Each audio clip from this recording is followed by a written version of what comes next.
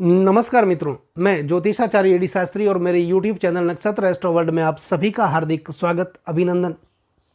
मित्रों, आज हम बात करेंगे मिथुन राशि वाले जातकों के लिए। मिथुन राशि वाले जातकों के लिए मार्च, अप्रैल और मई, इन 3 महीनों में मिथुन राशि वाले जातकों के जीवन में क्या क्या परिवर्तन देखने को मिलेंगे, इनके भाग्य में क्या क्या बदलाव देखने को मिलेंगे। मार्च, अप्रैल और मई 2023। मित्रों, ये जो मासिक राशिफल है यह आपकी चंद्र राशि पर आधारित है। यदि आपका जन्म नाम आपके जन्मकालीन ग्रहों की स्थिति के अनुसार रखा गया है तो ये मासिक राशिफल आपके लिए है। कई लोग क्या करते हैं कि अपनी मनमर्जी से बच्चों के नाम रख देते हैं, तो उनकी राशि के अनुसार यह फल कथन सत्य नहीं बैठेगा। मित्रों, मिथुन राशि वाले जातकों के लिए, उनके करियर के लिए, कार्यक्षेत्र के लिए, उनकी शिक्षा और स्वास्थ्य के लिए, रोजगार के लिए, संतान के लिए, दाम्पत्य जीवन के लिए और उनके प्रेम प्रसंगों जैसे महत्वपूर्ण क्षेत्रों के लिए 2023 और ख़ास तौर पर मार्च, अप्रैल और मई, इन 3 महीनों में इनके जीवन में क्या क्या बदलाव देखने को मिलेंगे, इनके भाग्य में क्या क्या परिवर्तन देखने को मिलेंगे, क्या इनके लिए लाभ की प्राप्ति होगी, रोजगार में ये अच्छा प्रदर्शन करेंगे इन 3 महीनों में, इसकी चर्चा आज इस वीडियो में करेंगे। मित्रों, मिथुन राशि आपकी राशि के स्वामी बुध है और बुध 9 ग्रहों में राजकुमार है, युवराज है।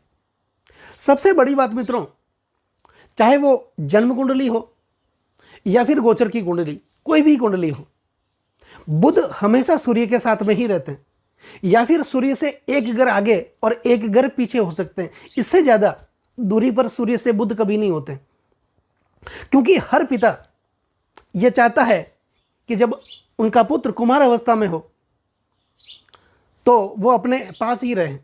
तो सूर्य बुध को हमेशा अपने साथ ही रखते हैं या फिर एक घर आगे या एक घर पीछे जाने की इजाज़त देते हैं। बुध बुद्धि के कारक हैं, व्यापार और वाणिज्य के कारक हैं, वाणी के कारक हैं, चतुराई के कारक हैं, कला और एक्टिंग के कारक हैं। मित्रों, बुद्ध प्रधान व्यक्ति गजब के आत्मविश्वासी होते हैं। इनमें गजब की इच्छा शक्ति और तर्क शक्ति होती है और ये लोग हमेशा तामझाम से दूर रहते हैं, पाखंड से दूर रहते हैं। छल कपट मिथुन राशि वाले जातकों को कभी पसंद नहीं होता, इसलिए समाज में ये लोग ज़्यादा पसंद किए जाते हैं, अंतर्मुखी होते हैं, किसी को बात मुंह पे कह देते हैं, छुपा करके कुछ नहीं रखते हैं। उनकी ज़िंदगी एक खुली किताब की तरह होती है। ये अपने अंदर कुछ भी नहीं रखते हैं, जो भी होता है सामने बता देते हैं। मित्रों, बुद्ध प्रधान व्यक्ति जो होते हैं वो उनमें नेतृत्व क्षमता के जबरदस्त गुण होते हैं, इसलिए ये समाज में, परिवार में, व्यापार में, कहीं भी ये लोग कार्य करते हैं वहाँ पर ये लीडरशिप करते हैं, हमेशा आगे रहते हैं। ये लोग कल्पना विहारी होते हैं, आकाश विहारी होते हैं। मित्रों, अपने विचारों के पंखों पर सवार होकर ये लोग क्षण मात्र में कहीं से कहीं पहुंच जाते हैं। सणे रुष्टा, सणे थुष्टा, एक क्षण धीर गंभीर तो दूसरे क्षण एकदम चंचल वाचाल, एक क्षण उदासी भरी शाम तो दूसरे क्षण खिलखिलाता प्रभात, कभी जाड़े की धूप तो कभी वर्षा का बादल। इनके विचारों का मित्रों ये जो दोहरापन है, ये उनके यौन संबंधों में भी और उनके प्रेम जीवन में भी प्रभावी रहता है। मिथुन राशि वाले जातक अगर किसी से प्रेम करते हैं तो जिंदगी भर प्रेम करते हैं, कभी किसी के साथ छल कपट या धोखा नहीं करते। लेकिन किसी से प्रेम नहीं करते हैं, नफरत करते हैं, तो जिंदगी भर उनसे नफरत करते हैं। तो मित्रों, मिथुन राशि वाले जातकों के लिए मार्च, अप्रैल, मई 2023 कैसा रहने वाला है, ग्रह गोचर की स्थिति 2023 में इनके लिए कैसी रहने वाली, इसकी चर्चा आज इस वीडियो में करेंगे। तो चर्चा करने से पहले आप लोगों से निवेदन है कि अगर आप मेरे वीडियो पर नए हैं या फिर पहले आपने मेरे वीडियो को सब्सक्राइब नहीं किया तो पहले आप वीडियो को सब्सक्राइब कर लें, बेल आइकन बटन पर क्लिक जरूर करें ताकि मेरे आने वाले नई नई वीडियो के नोटिफिकेशन आप लोगों तक पहुंच सके और हो सके तो वीडियो को ज़्यादा से ज़्यादा शेयर करें। मित्रों, मिथुन राशि वाले जातकों के लिए 2023 में ग्रह गोचर की स्थिति इस प्रकार रहेगी। सबसे पहले बात करते हैं सूर्य की। सूर्य जो कि ग्रहों में राजा है, वो सूर्य मार्च, अप्रैल और मई में, और खास तौर पर मार्च में आपके लिए दसम भाव में रहेंगे। मित्रों, दसम भाव ऊंची पदवी, मान मर्यादा और प्रतिष्ठा का भाव है, व्यापार का भाव है, इच्छाओं का भाव है, सपनों का भाव है, पिता का भाव है, कर्म का भाव है और विदेश यात्रा का भाव है। तो इस समय में आपके व्यापार में वृद्धि होगी, आपके रोजगार में वृद्धि होगी और आपके रोजगार में नए नए अवसर पैदा होंगे, नए नए सर्जन पैदा होंगे। विदेशों से भी आपको लाभ की प्राप्ति होगी, धन की प्राप्ति होगी। यदि विदेशी क्षेत्र से आप किसी कार्य में जुड़े हैं तो पिता से आपको आर्थिक सहयोग इस समय में जरूर मिलेगा। आपको पद और प्रतिष्ठा की प्राप्ति होगी, ऊंची पदवी, मान मर्यादा और प्रतिष्ठा की प्राप्ति होगी। जो सपने, जो इच्छाएं आपकी मन में कई समय से, कई वर्षों से दबी हुई थी, जो आपसे पूरी नहीं हो पा रही थी, तो इन 3 महीनों में वो सपने, वो इच्छाएं आपकी पूरी होने की पूरी उम्मीद है। मित्रों, सूर्य के साथ दसम भाव में बुध भी विराजमान होंगे, जिससे कि बुध आदित्य योग का निर्माण होगा और यह एक सशक्त और शक्तिशाली योग है। यह योग आपकी गोचर की कुंडली में मार्च के महीने में बनने वाला है, तो इससे भी आपको लाभ की प्राप्ति होगी, आपके सपने पूरे होंगे, आपकी इच्छाएं पूरी होगी, पिता से आपको आर्थिक सहयोग की प्राप्ति होगी। और सूर्य के साथ में बृहस्पति अपनी स्वराशि मीन राशि में दसम भाव में विराजमान रहेंगे मार्च, अप्रैल और मई में, इन 3 महीनों में। और 22 अप्रैल को बृहस्पति दसम भाव से निकल करके एकादश भाव में यानी कि मेष राशि में गोचर कर जाएंगे। तो 22 अप्रैल से पहले सूर्य के साथ बृहस्पति रहेंगे। बृहस्पति के साथ मार्च में शुक्र भी दसम भाव में आपके रहेंगे, बुध दसम भाव में आपके रहेंगे। लेकिन मित्रों, सबसे बड़ी बात, दसम भाव में बृहस्पति और शुक्र ये दोनों मार्च के महीने में युति कर रहे हैं, दसम भाव में साथ में हैं। अब बृहस्पति देवगुरु हैं और शुक्र दैत्य गुरु हैं। ये दोनों विरोधी प्रवृत्ति के ग्रह हैं, क्योंकि शुक्र और बृहस्पति ये विरोधी प्रवृत्ति के ग्रह हैं। एक ग्रह जीवन में व्यक्ति को कुछ देने की कोशिश करते हैं तो दूसरा ग्रह वापस उसको छीनने की कोशिश करता है। मतलब कि जीवन में खींचतान बनी रहती है। दूसरी बात, आध्यात्मिक सुखों और भौतिक सुखों के मध्य व्यक्ति को काफी संघर्ष करना पड़ता है। तो आपके आय में तो वृद्धि होगी, व्यापार में वृद्धि होगी, आपके रोजगार में वृद्धि होगी, धन लाभ आपको होगा, लेकिन साथ में जीवन में कुछ चुनौतियां मार्च, अप्रैल और मई इन 3 महीनों में आपके लिए बनी रहेगी, जिसका सामना आपको सावधानी पूर्वक करना होगा। इसके साथ ही मित्रों, अब बात करते हैं आपके मंगल के बारे में। तो 2023 में मार्च, अप्रैल और मई, 12 मार्च से पहले मंगल आपके द्वादश भाव में गोचर करेंगे और 12 मार्च के बाद मंगल आपके लग्न में यानी कि आपकी राशि में, मिथुन राशि में गोचर करेंगे। तो 12 मार्च से पहले आपको थोड़ा सावधान रहने की जरूरत है, क्योंकि मित्रों, हम सभी जानते हैं कि जन्म कुंडली का जो 12वां भाव होता है वह अन्यत्व और परत्व का भाव होता है।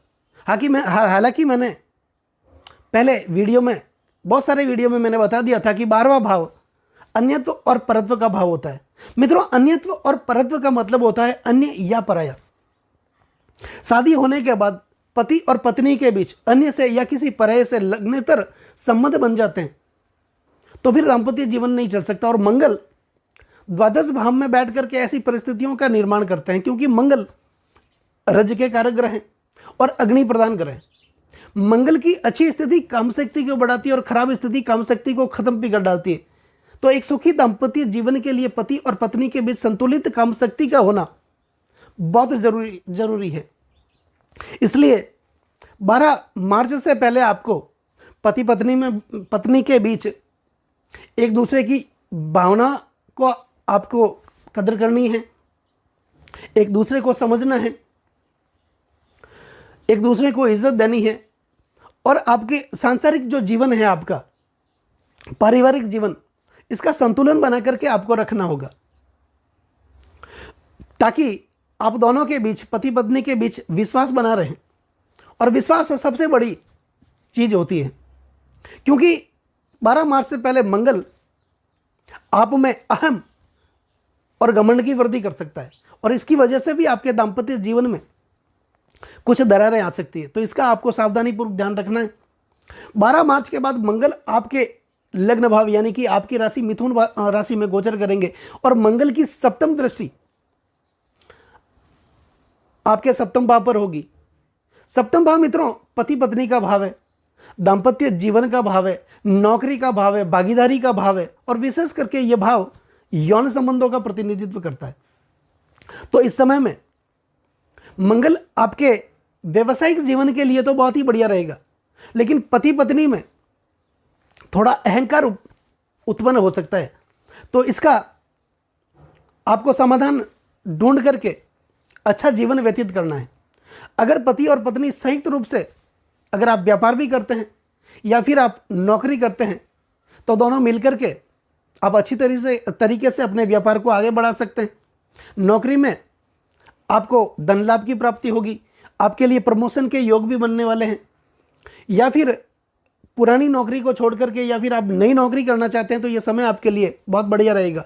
भागीदारी में आप कोई व्यवसाय करना चाहते हैं, नया व्यवसाय लगाना चाहते हैं, रोजगार लगाना चाहते हैं, तो यह समय आपके लिए बहुत बढ़िया रहेगा। 12 मार्च से पहले मित्रों वाहन, गाड़ी आपको सावधान पूर्वक चलानी है, ध्यान रख के चलानी है, क्योंकि मंगल व्यक्ति को दुर्घटना का शिकार भी बना देता है, और मंगल हमेशा सर पे चोट देता है। तो कभी भी टू व्हीलर लेकर के आप घर से निकले तो हेलमेट अपने पास रखें, पास क्या रखें वो पहने जरूर।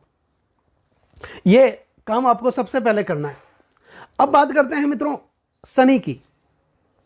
तो शनि 17 जनवरी को मकर राशि से निकल करके कुंभ राशि में अपनी मूल त्रिकोण राशि में आ गए हैं, और आपके लिए शनि आपके भाग्य स्थान में, आपके नवम भाव में विराजमान होंगे अपनी मूल त्रिकोण राशि कुंभ राशि में, जिससे कि आपको भाग्य का भरपूर साथ मिलेगा। शनि आपके भाग्य में परिवर्तन लेकर के आने वाले हैं, आपके भाग्य में वृद्धि होगी। भाग्य में जो रुकावटें आ रही थी, कर्म करने में जो रुकावटें आपको आ रही थी, वो रुकावटें आपकी दूर होगी। मित्रों एक बात है, जब किसी समय भाग्य आपका साथ देने लग जाए, भाग्य का साथ आपको मिलने लग जाए, उस समय आपको कोई भी शुभ कार्य, कोई भी मांगलिक कार्य आपको कर लेना चाहिए। तो इस समय में, क्योंकि जब शनि आपके नवम भाव में होंगे 17 जनवरी के बाद, वैसे भी शनि की ढैया का जो प्रभाव है आपके ऊपर से मिथुन राशि वाले जातकों से उतर गया, तो मूल त्रिकोण राशि एकादश राशि में शनि विराजमान है आपके भाग्य स्थान में। तो इस समय में, जो कि 2.5 साल तक आपकी राशि में रहेंगे, इस समय में आप कोई सामाजिक कार्य, कोई मांगलिक कार्य कर सकते हैं, बच्चों की शादी कर सकते हैं, या फिर आपको नया रोजगार लगाना चाहते हैं तो वो लगा सकते हैं, व्यापार करना चाहते हैं तो वो कर सकते हैं। कोई भी शुभ कार्य इस समय में आप कर सकते हैं, क्योंकि भाग्य का भरपूर साथ आपको मिलेगा। अब बात करते हैं मित्रों संतान की। तो संतान का जो भाव होता है मित्रों, विद्या बुद्धि और संतान का भाव पंचम भाव होता है, जो कि संचित कर्म का भाव है। जो कर्म आप पूर्व जन्म में करके आए थे, उस कर्म का भाव, उस कर्म का लेखा जोखा कुंडली के पंचम भाव से किया जाता है। तो पंचम भाव में केतु विराजमान होंगे, और मित्रों केतु जब पंचम भाव में विराजमान होंगे, तो केतु हमेशा बच्चों के लिए अच्छा फल प्रदान करता है। तो आपके बच्चे, अगर आप पढ़ाई भी कर रहे हैं, तो वो पढ़ाई में बेहतर प्रदर्शन कर पाएंगे। एग्ज़ाम की वो तैयारी कर रहे हैं, तो एग्ज़ाम में भी वो अच्छा से अच्छा बेहतर परिणाम हासिल करेंगे। अगर आपके बच्चे शादी योग्य हैं, तो उनकी शादी इस समय में आप कर सकते हैं, लेकिन आपके खर्चे होंगे। बच्चों के स्वास्थ्य को लेकर के आपका थोड़ा धन खर्च हो सकता है। राहु आपके एकादश भाव में होंगे मित्रों, और 30 अक्टूबर को राहु एकादश भाव से निकल करके आपके दसम भाव में गोचर कर जाएंगे। तो एकादश भाव में राहु विराजमान होंगे। मित्रों जन्म कुंडली हो या फिर गोचर की कुंडली हो। तीसरे, छठे और एकादश भाव को त्रिषणा स्थान कहा जाता है और इन भावों में पाप ग्रहों का रहना हमेशा शुभ माना जाता है और विशेष तौर पर राहु जैसे ग्रहों का एकादश भाव में रहना विशेष शुभ माना जाता है। तो राहु आपके इनकम में वृद्धि करेगा, आपके आय में वृद्धि करेगा, आपके रोजगार में वृद्धि करेगा और आपके लिए शुभ समय की शुरुआत होगी। 30 अक्टूबर के बाद राहु एकादश भाव से निकल करके दसम भाव में गोचर कर जाएंगे और 22 अप्रैल को जब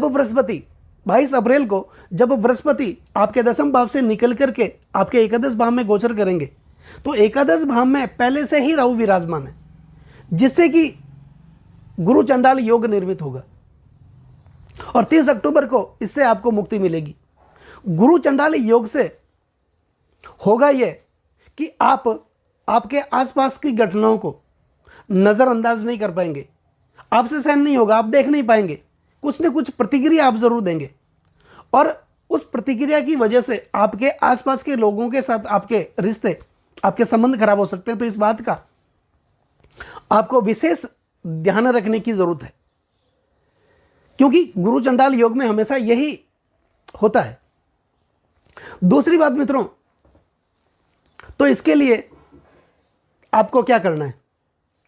शुक्र, मित्रों शुक्र मार्च महीने में आपके दसम भाव में रहेंगे और मार्च महीने के बाद अप्रैल महीने में, अप्रैल के एंड में शुक्र आपके द्वादश भाव में आ जाएंगे।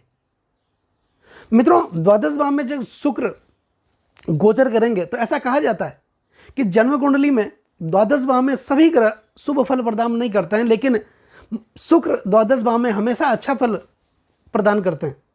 लेकिन मंगल द्वादश भाव में है, खर्च के भाव में है, व्यय के भाव में है, तो थोड़ा बहुत असर आपको उस समय में जरूर दिखाएगा, क्योंकि मंगल जब वो बलवान अवस्था में होते हैं या फिर खराब अवस्था में होते हैं तो व्यक्ति को नशे की लत लगा देते हैं, व्यक्ति को गलत कार्य में संलग्न कर देते हैं। और हमारे जीवन के 3 विषय हैं मित्रों। सबसे बड़ा विषय है स्त्री। मैं हर स्त्री की बात नहीं करता, स्त्री, धन वैभव और नशा। शुक्र जब ज़्यादा प्रभावित होते हैं तो व्यक्ति को इन कार्यों में संलग्न कर देते हैं और जीवन को बर्बाद कर देते हैं। तो इस समय में 1 महीने तक आपको कुछ संभल करके रहने की ज़रूरत है। किसी गलत कार्यों में आपको संलग्न नहीं होना है। गलत लोगों के साथ आप उठना बैठना अगर करते हैं तो आप छोड़ दें। बाकी ये जो समय है वो आपके लिए बहुत ही बढ़िया साबित होने वाला है। तो इसके लिए आपको मित्रों उपाय क्या करना है? सबसे पहले मार्च, अप्रैल और मई, इन 3 महीनों में बुध के जो मंत्र हैं, ओम बुधाय नमः, इस मंत्र का उच्चारण आपको 3 महीने तक नियमित करना है। हो सके तो विष्णु सहस्त्र का पाठ आप जरूर करें। 12 वर्ष से छोटी कन्याओं को आप भोजन जरूर खिलाएं और भगवान श्री गणेश की स्तुति, पूजा आप जरूर करें, जिससे कि आपको कुछ भी दुष्प्रभावों से आपको मुक्ति मिल सके और आप अपने जीवन में प्रगति कर सकें, उन्नति कर सकें और माता रानी की कृपा आप लोगों पे हमेशा बनी रहे।